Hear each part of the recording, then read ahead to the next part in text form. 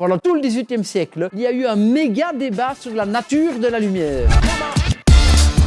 Les uns pensaient que la lumière était faite de petites particules, les autres pensaient que la lumière était faite d'ondes. Et en 1801, un certain Thomas Young, c'est un physicien anglais, a mis tout le monde d'accord avec une expérience très célèbre, l'expérience des fentes de Young. Alors, d'abord, on va placer un écran sur lequel on va voir des choses. Ensuite, nous avons une source lumineuse. Et entre la source lumineuse et l'écran, nous plaçons un autre écran, percé de deux trous, de deux choses l'une maintenant. Soit la lumière est constituée de petites particules comme des balles. Globalement, on aurait deux impacts lumineux si la lumière est corpusculaire. Si par contre la lumière est une onde, dans ce cas-là, chaque fente devient le début d'un front d'onde. Et sur l'écran, on voit de temps en temps une partie éclairée quand les deux fronts d'onde s'additionnent. Et de temps en temps, on voit une partie pas éclairée lorsque les deux fronts d'onde s'annulent. En vérité, c'est ce qu'on a vu sur l'écran. Cette figure d'interférence ne pouvait s'expliquer que par la nature ondulatoire de la lumière. Et donc, on a tranché de manière définitive pour l'époque le débat en faveur de la nature ondulatoire de la lumière grâce à une expérience. Faire et défaire, c'est toujours faire, comme disait Pénélope avec sa tapisserie. Salut, Cus.